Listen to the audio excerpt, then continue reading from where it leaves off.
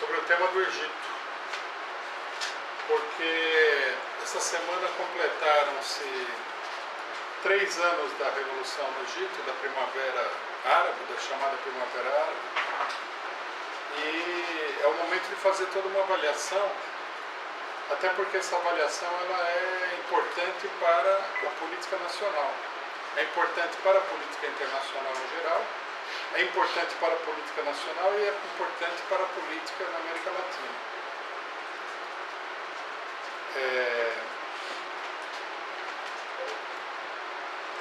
Nós temos que, o ponto de partida da análise é justamente o problema do golpe militar que foi dado no Egito. Né? Isso daí foi um acontecimento muito significativo.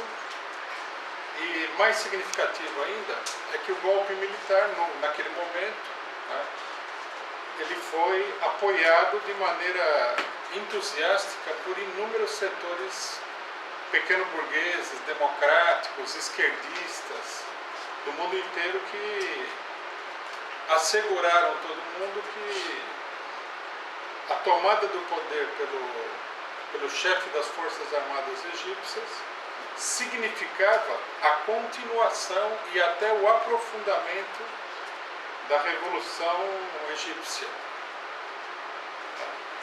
No Brasil nós tivemos aí a esquerda pequena-burguesa, em particular o PSTU, com a mesma posição, aplaudindo o golpe, mostrando que a derrubada do governo Morsi era um fato extremamente positivo, revolucionário e tudo mais. Então nós precisamos analisar para ver qual que foi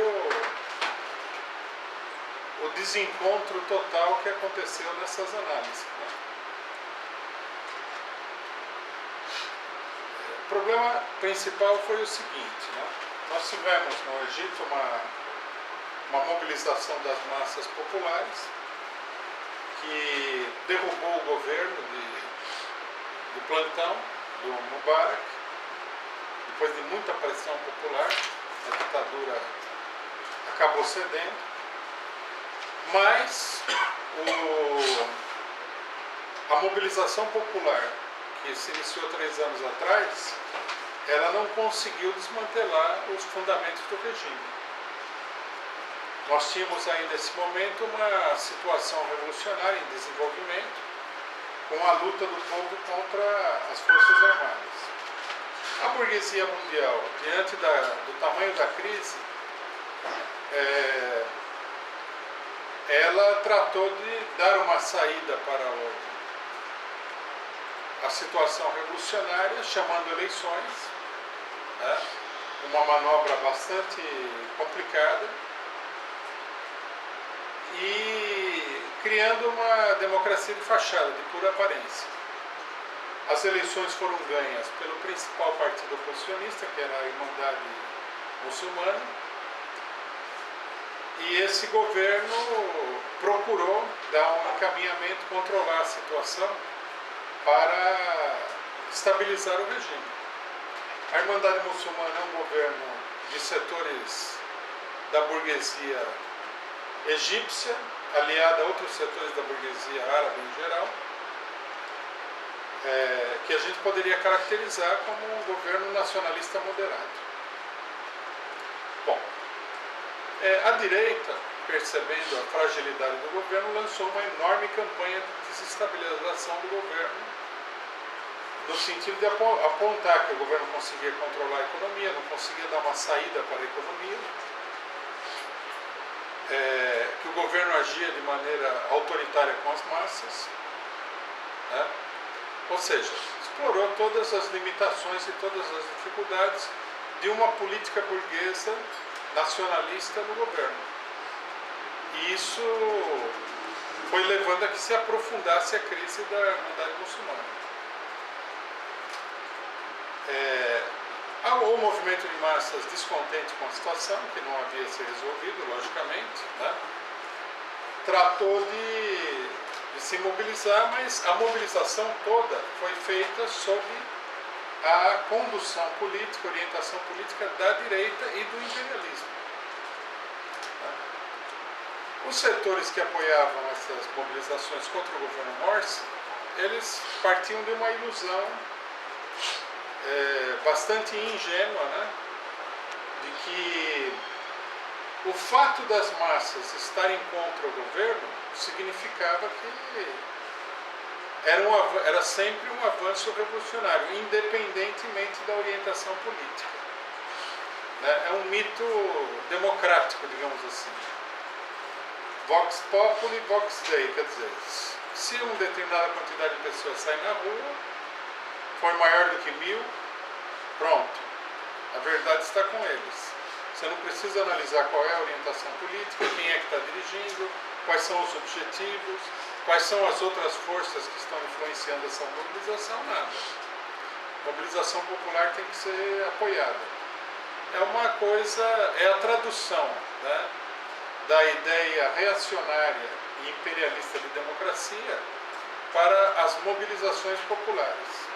Um detalhe importante é o fato de que o imperialismo em crise tem sido obrigado a lançar a mão do recurso da mobilização das massas contra os governos que ele combate, né?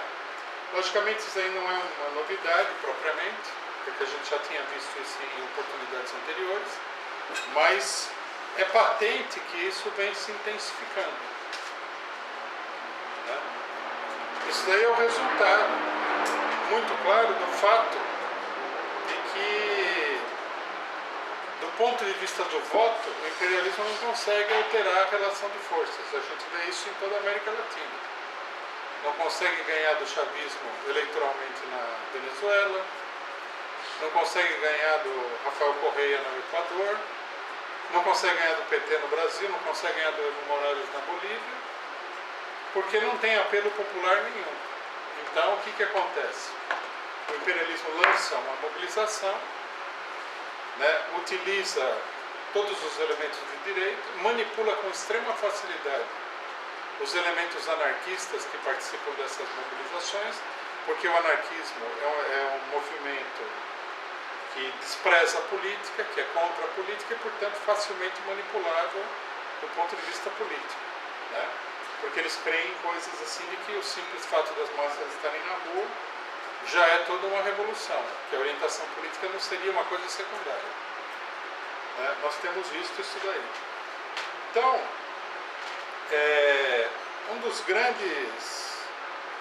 uma das grandes lições do problema que nós estamos vendo aí é que é preciso ter uma política, é preciso ter uma direção política, que essa ideia de que você coloca as pessoas na rua e isso daí é uma coisa que naturalmente será revolucionário, é uma ideia sem nenhum fundamento. Até porque, se a gente for olhar bem, a burguesia mundial, o imperialismo mundial, tem muito mais recursos para manipular essas massas e dar uma direção, uma vez que elas não têm organização nenhuma, do que os grupos minúsculos que acham que tudo isso é uma grande revolução, né?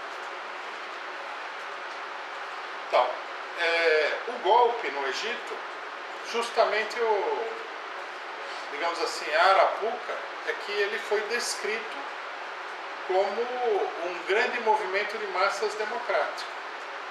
Isso aqui é um aspecto muito importante do problema do golpe, porque hoje, depois da gente analisar a situação, né, ou digamos assim, depois do golpe, logo em seguida ao golpe, isso aí já estava claro, mas agora é indiscutível, está absolutamente claro que essa mobilização gigantesca foi uma coisa puramente artificial, né? O imperialismo chegou a falar que 70 milhões de pessoas, 60 milhões de pessoas saíram à rua. Uma coisa que só a formulação disso daí já mostra que é um absurdo, uma baboseira, que ninguém poderia acreditar nisso daí. Quer dizer, o imperialismo, vejam a finesse política do imperialismo e da direita. Eles mostraram que a mobilização que iria apoiar o golpe militar tinha sido assim várias vezes maior do que a revolução o levante popular que derrotou o Mubarak. Quer dizer, teria muito maior legitimidade. E com toda essa encenação, os milhões e milhões e milhões de pessoas na rua, né? O movimento espontâneo das massas, eles conseguiram colocar a reboque do golpe militar toda a esquerda pequeno-burguesa no Egito. Essa esquerda pequeno-burguesa foi enganada por um circo que foi montado pelos militares, pelo imperialismo, pela monarquia da Arábia Saudita.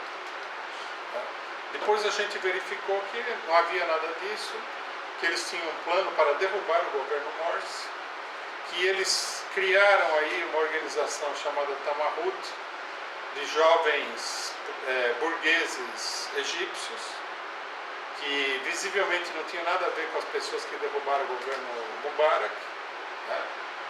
E que apareciam, como acontece muitas vezes, né? A gente vê que a imprensa capitalista, os capitalistas tentam apresentar uns burguesinhos aqui no Brasil como sendo os grandes líderes da mobilização popular. Quando todo mundo esteve na mobilização, sabe que essas pessoas nem mesmo chegaram a participar da mobilização. É uma coisa totalmente artificial. Esse Tamarut lançou um abaixo-assinado pela renúncia do governo Morsi. O abaixo-assinado conseguiu milhões de assinaturas, que evidentemente uma parte disso é pura falsificação, e outra parte foi o resultado da campanha feita pelos grandes órgãos de imprensa dominados, em grande medida, pela Arábia Saudita dentro do Egito. Quer dizer, com tudo isso nós temos uma receita de uma mobilização popular para dar o golpe militar. O golpe havia sido articulado e desde o primeiro momento, ao contrário do que a esquerda pequeno-burguesa mundial pensou, o objetivo era dar o golpe militar e restabelecer o regime militar no Egito. Isso aí não foi uma mudança nas condições. O plano foi esse, né?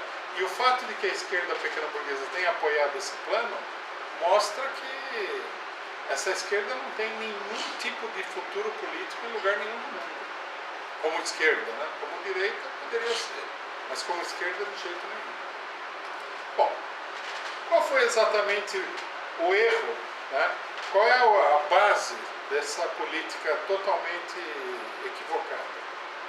Em primeiro lugar, né, o que a gente vê da esquerda pequeno-burguesa é o seguidismo ideológico do imperialismo. Uma visão superficial do problema diria o seguinte: o imperialismo é a política do Bush, invasão do Iraque, a política reacionária em casa, etc. e tal. Não, isso é falso. Essa é só metade da história. A política do Bush é uma das duas faces que o imperialismo tem para mostrar para o movimento de massas. Também a política dos democratas norte-americanos, do Partido Democrata, do Obama, também é uma política do imperialismo.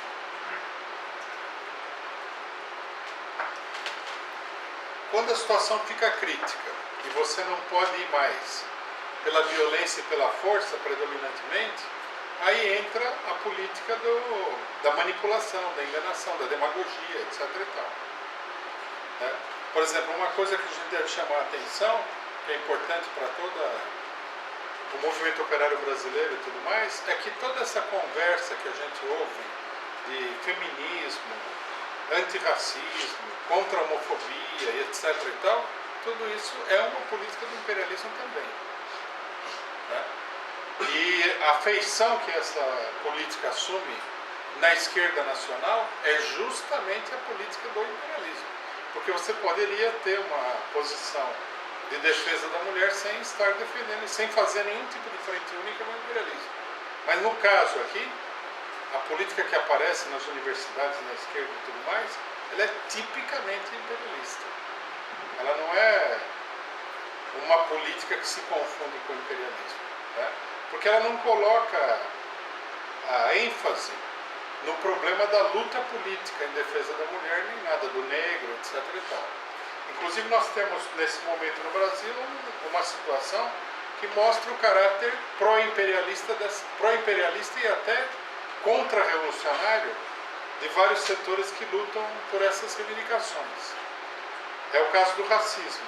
Nós tivemos uma manifestação extraordinariamente enorme de racismo, que foi a proibição da entrada de pessoas da periferia no shopping, caso nítido de segregação racial, né? E ninguém falou nada. Houve algum protesto e tal, falaram alguma coisinha, que é racismo, etc e tal, mas, por exemplo, os movimentos que estão de antirracistas aí, que estão incrustados no governo do PT, não mexeram na palha para tomar nenhuma medida contra isso daí. Eles fizeram todo um esforço para aprovar uma lei antirracista, que se você falar que a noite está negra, você está ameaçado de ir preso. Agora, se falar que a noite está negra, você está ameaçado de ir preso, por que não está na cadeia todo esse pessoal que proíbe os negros de entrarem no shopping? Que é uma política que não é já uma expressão subjetiva de racismo, já é uma política de apartheid, tipo África do Sul.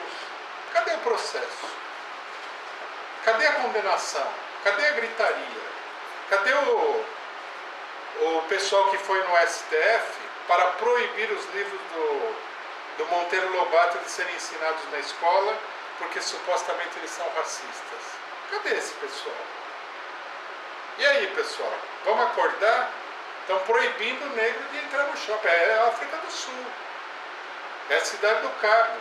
É segregação racial, é apartheid. E aí? Cadê os advogados? Vamos colocar esses advogados para trabalhar ou não? Ou é só quando é para ser autoritário proibir uma pessoa individual que essas leis funcionam? E para os bons da boca, os grandes comerciantes, as grandes empresas não têm lei antirracismo.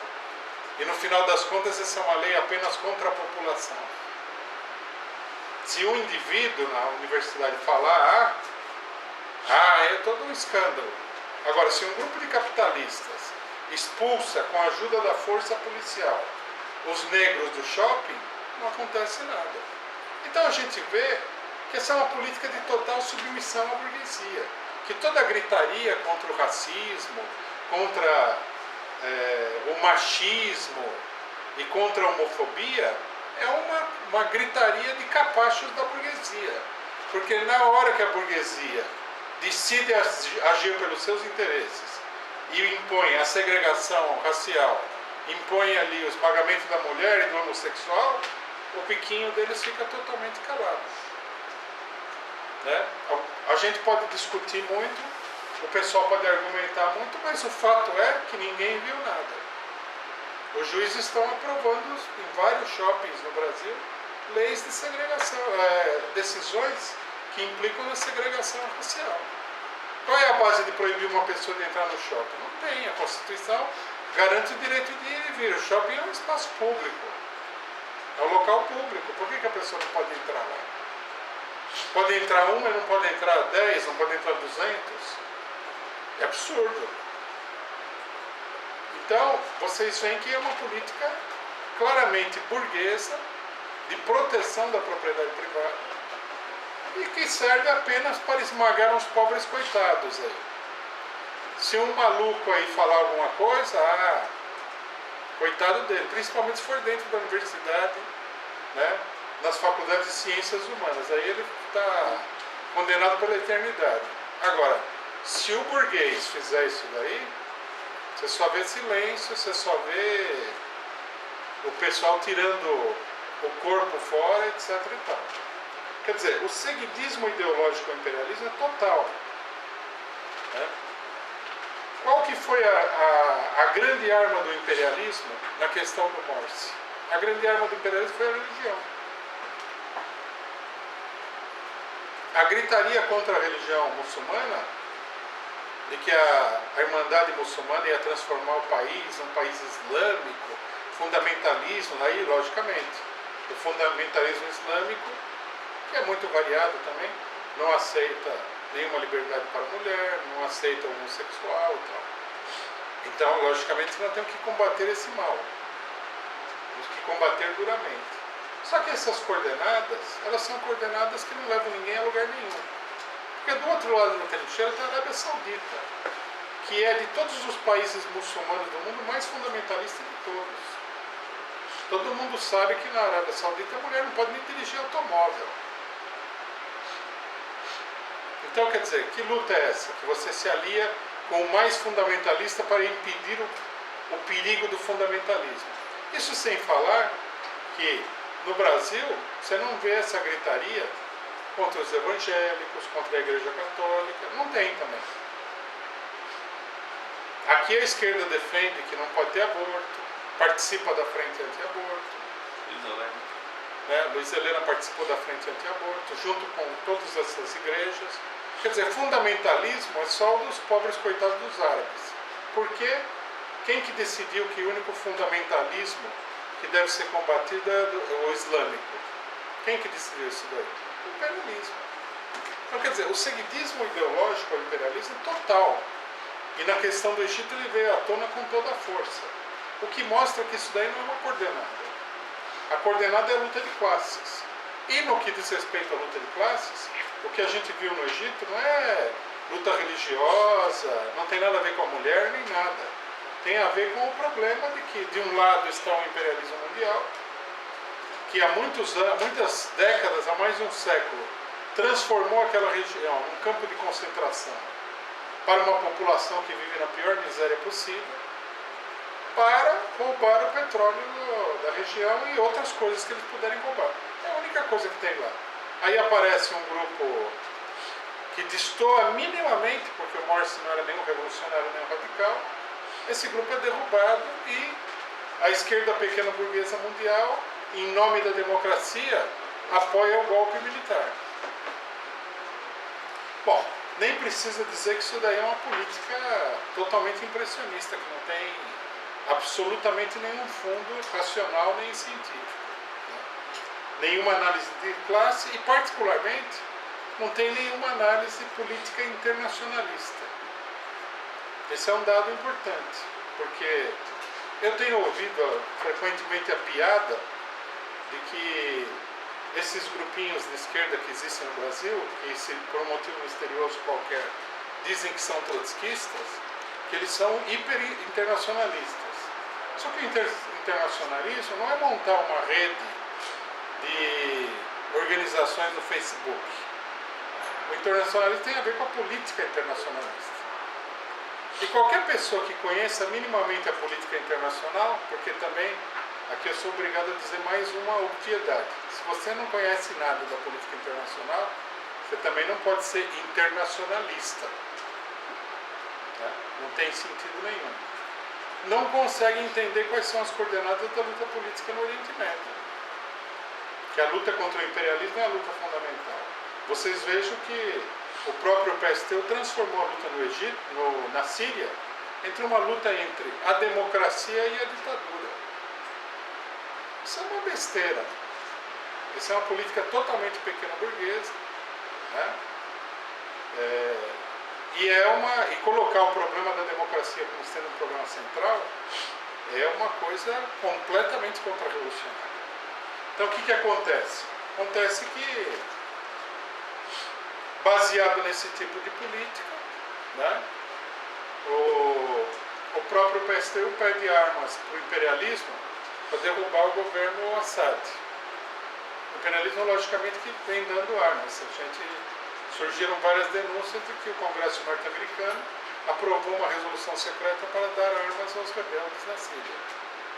Quer dizer, então nós temos aí a luta do bem contra o mal. O imperialismo norte-americano, que é o bem, que o imperialismo, você sabe, é democrático, é civilizado, é bom, ele defende a mulher, ele defende o negro, ele defende o homossexual, tem todo esse conto da carochinha, né? Que é muito espantoso, porque veja só, falar que o imperialismo norte-americano defende o negro, precisa muita imaginação para acreditar numa coisa dessa. Falar que o imperialismo norte-americano defende a mulher, precisa de mais imaginação ainda. Né? Falar que isso aí é um país democrático, um país que semeou ditaduras em todos os lugares do mundo, também é outra loucura que só pode passar pela cabeça de gente muito desnorteada. Bom, aí o que nós temos? No final das contas, o que nós vimos é o seguinte, que o golpe não tinha nada democrático, não tinha movimento de massas nenhum, não tinha nada de revolucionário, que o golpe foi uma brutal ofensiva contra-revolucionária contra a população do Egito. E o golpe estabeleceu uma ditadura militar do mesmíssimo tipo que a gente viu aqui na América Latina. Pinochet, Videla, a ditadura militar brasileira, uruguaia, Banzer, é isso, é uma ditadura. Eles colocaram na ilegalidade o maior partido político do país e agora, logicamente, colocando na ilegalidade o maior partido político do país, vão chamar eleições. Quem é que vai concorrer e ganhar as eleições? O general que deu o golpe. Aí a gente vê a farsa, né? Você dá o golpe, coloca os inimigos na cadeia, mata um monte de gente na rua, tortura o pessoal, e a hora que tiver todo mundo esmagado, você chama eleições, que ninguém vai poder controlar, e ganha o cara que deu o golpe. Quer dizer, uma operação contra-revolucionária perfeita e um pega-trouxa em escala mundial do ponto de vista político.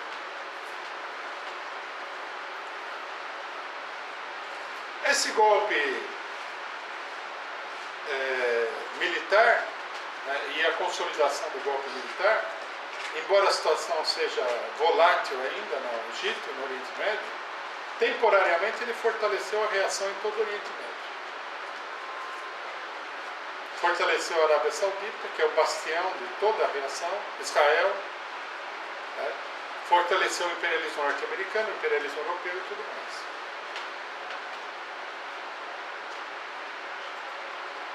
Bom, uma coisa que é importante a gente assinalar, saindo do Oriente Médio, é o seguinte, que a mesma política está sendo levada na América Latina por uma esquerda pequeno-burguesa e anarquista. A verdade verdadeira é a seguinte, que o chavismo, o movimento nacionalista boliviano com Evo Morales, Rafael Correia, o PT no Brasil, etc., estão tendo o mesmo tratamento da parte da esquerda que teve o Morsi. Eu não sei se vocês lembram, seria importante lembrar, que na época que teve o golpe, e que nós fomos o único partido que falou abaixo o golpe militar, teve o golpe no mesmo dia, saiu a posição do PCO, abaixo o golpe militar. Então a gente pode ver a reação a essa matéria que é assim, mas o que? Vocês vão apoiar o Morsi? Que é para você ficar intimidado. Essa colocação, vocês vão apoiar o Morsi, é para você ficar intimidado. Não, eu não apoio o Morsi. Eu apoiaria até o Conde Drácula para não apoiar os militares egípcios. O Morsi é fichinha, fácil de apoiar. Contra o golpe militar, apoiaria coisa muito menos revolucionária e muito menos democrática do que o próprio Morsi. Fácil. Agora, qual que é a posição das pessoas que falavam isso aí? Mas vocês vão apoiar o Morsi? Não, vou apoiar a ditadura militar. Vou apoiar o golpe militar, vou apoiar o Pinochet egípcio, o faraó, né? É o Sisi. Quer dizer, na hora que as coisas estão acontecendo, parece estranho.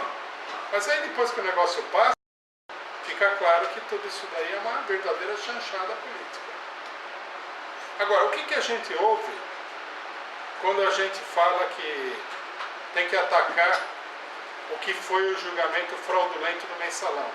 Vocês vão apoiar o PT? Não, eu vou apoiar o Sisi. Eu vou apoiar a direita nacional. Porque o negócio é apoiar a direita. Não é? É tão bom, eles torturam, eles matam. Vamos dar corda para a direita. O Morsi era horrível. Qual que é a solução para o problema do Morsi? Ditadura militar, Pinochet. um Pinochet. Essa é a solução. Ah, vocês vão ficar do lado do chavismo contra o imperialismo? Não, eu vou ficar do lado do imperialismo. Eu vou apoiar o Capriles. A hora que o Capriles chegar no governo, vai ser pior ainda do que no Egito. Tem que apoiar a direita. Por quê? Porque nós não podemos ficar do lado de fulano, beltrano, etc. e tal. É uma política pequeno-burguesa infantil. Só que ela é pequeno-burguesa infantil e perigosa. Também tem esse problema, né, político fundamental. Quer dizer, aqui também vale, a gente ouve frequentemente o argumento que se ouvia no Egito. Não tem direita. Esse é um argumento do Egito também. O exército está debilitado. O exército não vai conseguir tomar o poder. O exército não vai conseguir implantar a ditadura. O exército está pressionado pelo povo. Nossa, será mesmo? O que está acontecendo agora? O exército tomou o poder. O exército não ficou pressionado pelo povo. O povo saiu na rua, o exército disparou contra o povo na rua. Fizeram inúmeras manifestações, prenderam milhares de pessoas, torturam as pessoas nos lugares onde se organiza a polícia política do regime. Mas não é que não tinha direito? Não é que o exército estava neutralizado? Não é que o exército apoiava o Morsi? Porque isso também fala.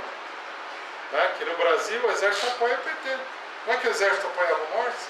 O exército supostamente apoiava o Morsi. Quer dizer, precisa fazer a transposição. A política que é preconizada na América Latina por uma série de grupos de esquerda é concentrar o ataque contra os governos nacionalistas. Quer dizer, direita não tem importância, não vai ter golpe. Inclusive você vê, né? Onde é que vai ter golpe? Dá uma olhadinha no Egito, você vai ver onde é que tem golpe.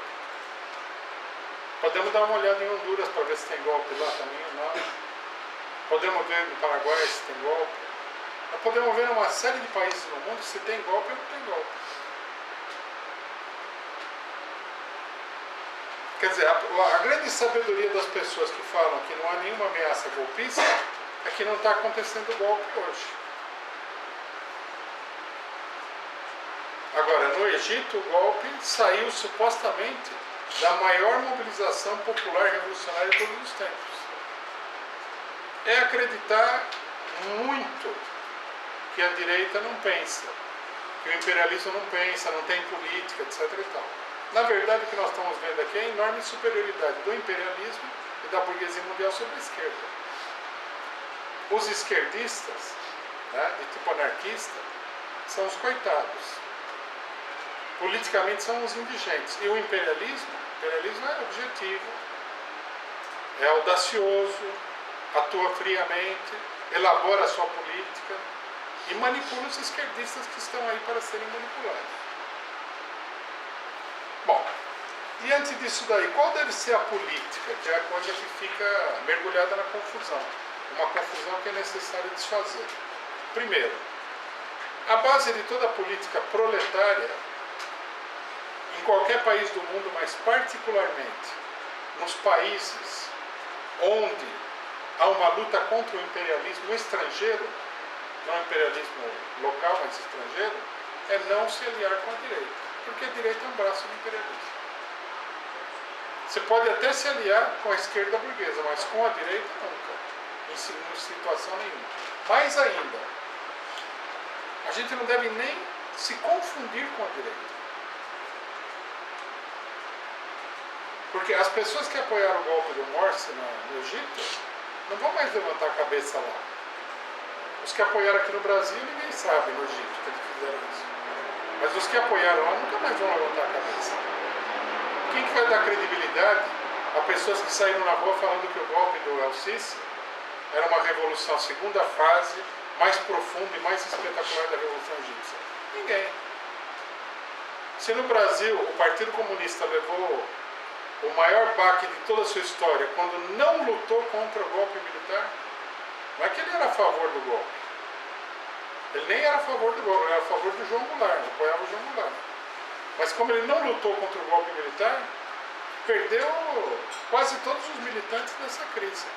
Você imagina alguém que apoiou o golpe militar. Imagina um partido de esquerda que tivesse apoiado o golpe militar, falando que o João Goulart era um corrupto, que a campanha contra o João Goulart era uma campanha muito forte na época. E o João Goulart não era nenhum revolucionário também. Imaginem que a pessoa que apoiou esse golpe, como é que estaria?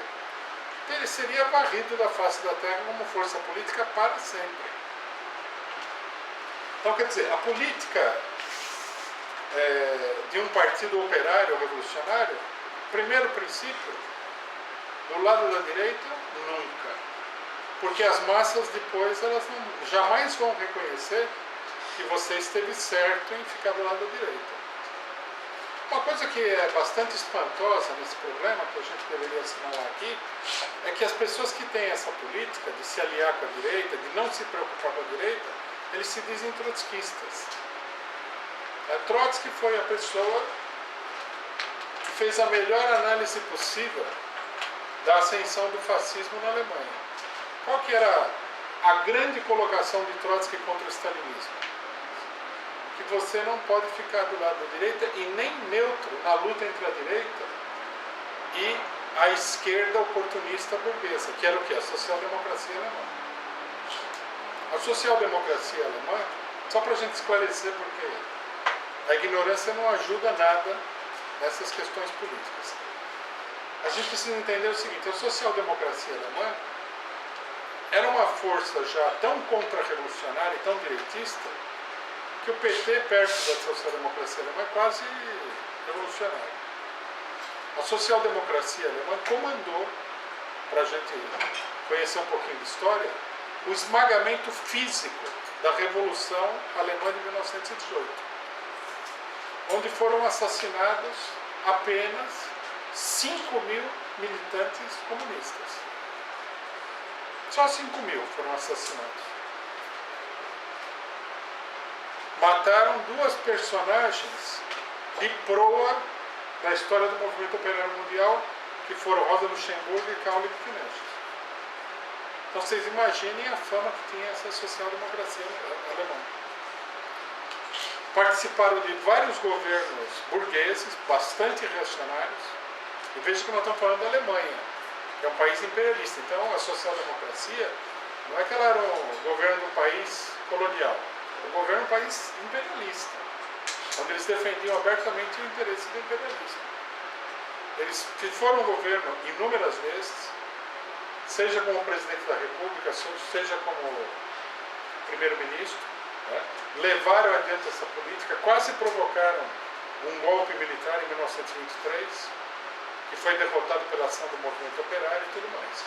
Bom, Trotsky, logicamente, que sabia dessa história aprofundadamente, minuciosamente, detalhe por detalhe.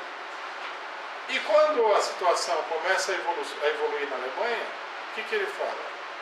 Que o grande erro do Partido Comunista é considerar que a social-democracia contra-revolucionária era igual tanto à burguesia contra-revolucionária em geral como ao fascismo.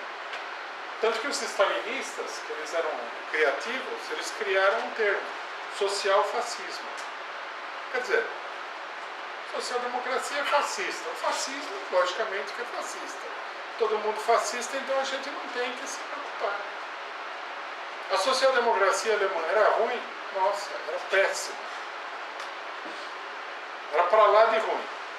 Era para lá de contra-revolucionária.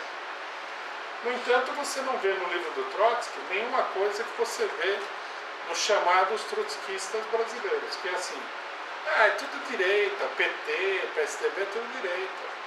Você não vê isso aí no Trotsky. Eu não sei de onde os trotskistas tiraram essa doutrina.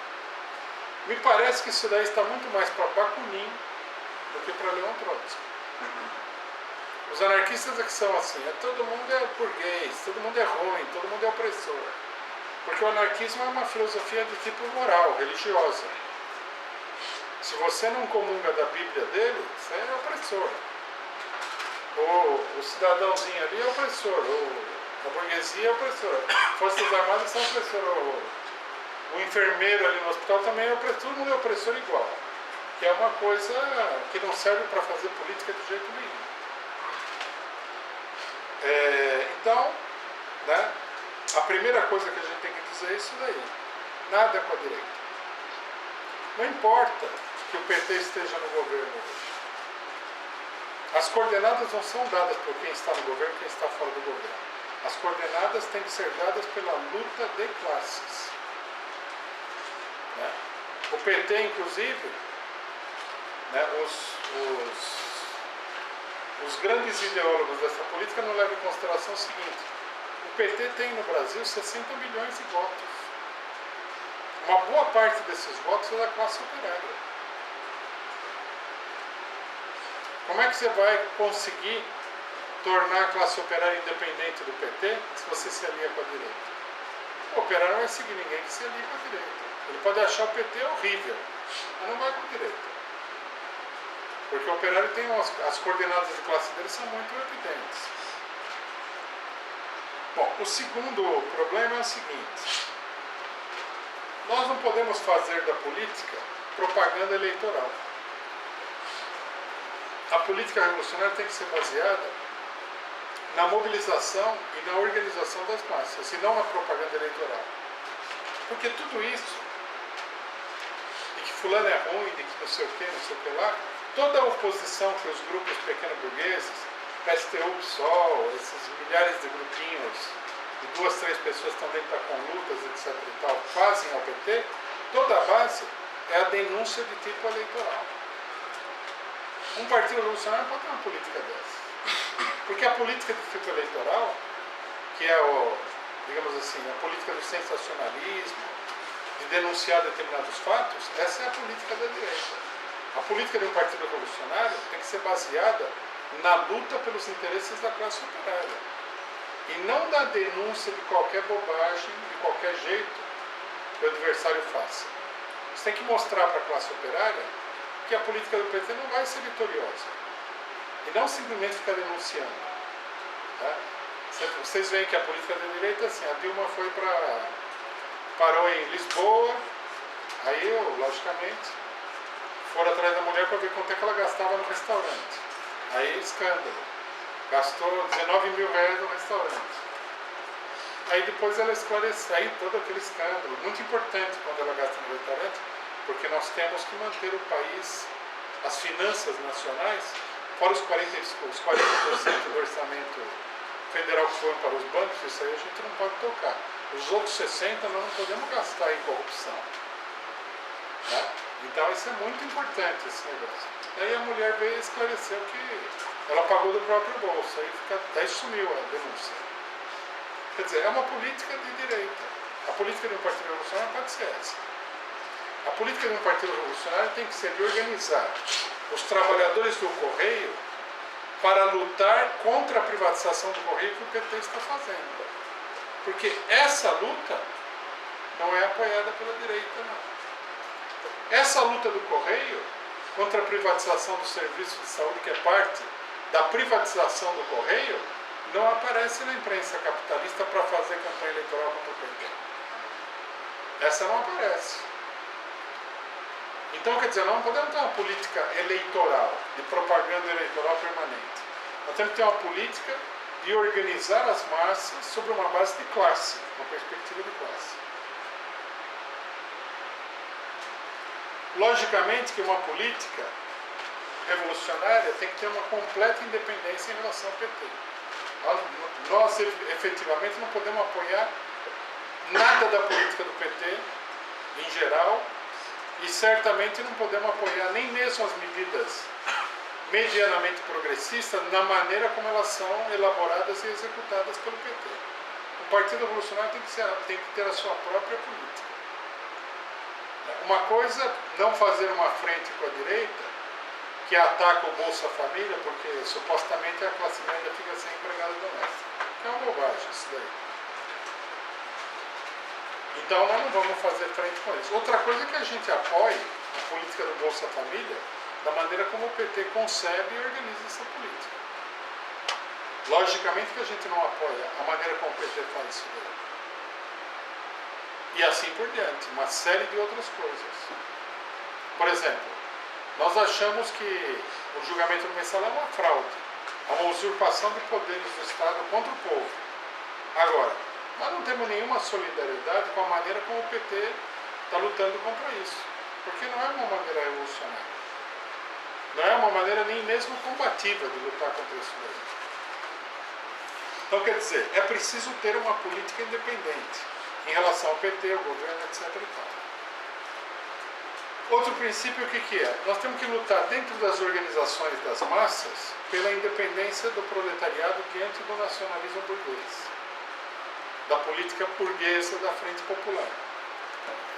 E nós não podemos dar guarida a nenhum tipo de fantasia sectária, como, por exemplo, que cada grupeguinho político que existe no Brasil tem que ter uma central sindical, porque isso é uma coisa reacionária. Quanto mais centrais sindicais, entre aspas, né, pior para a classe trabalhadora. E nós temos que lutar por um partido operário. Isso tem que condicionar toda a luta. Não se trata aqui de defender PT. Se trata de construir um partido revolucionário educando os trabalhadores a ver a política da direita e a desconfiar da política do PT, que é atacada pela direita. Quando você coloca o problema da construção de um partido operário, você já condiciona toda a maneira que você vai desenvolver a luta. Uma coisa importante que a gente deve dizer é o seguinte: se nós não lutamos contra a direita com as nossas próprias armas, com o nosso próprio programa, com o nosso próprio método de organização e de mobilização, o que vai acontecer é que as massas diante da direita, porque isso aí acontece sempre, elas vão se deslocar em direção ao PT de novo. Porque finalmente elas vão ficar encurraladas numa situação que é assim, ou é a direita ou é o PT. Então, essa política, ela não serve para tornar a classe operária independente da burguesia e da direita. Não serve para tornar a classe operária independente do PT e da Frente Popular. Bom, e logicamente, né, que tudo que é feito deve estar guiado pela luta por um governo operário. Nós devemos denunciar os governos burgueses, né, nós devemos denunciar que o governo do PT, que muita gente apresenta como uma maravilha, não é nenhuma maravilha, que é um governo da burguesia, que dá algumas migalhas aí, muito pequenininhas, para a população, que faz muita demagogia, né? E que, como todo governo burguês, dá com a mão esquerda um pouquinho e tira tudo com a mão direita. Né? Porque essa é a realidade de todo tipo de governo burguês. Quer dizer, você não confundir o PT com a direita, não ficar ao lado da direita, não significa que você tem que ter nenhuma confiança no PT. E por isso, a luta tem que ser a luta por um governo operário. Não tem que ser a luta pela democracia. Tem que ser a luta para que a classe operária assuma o governo.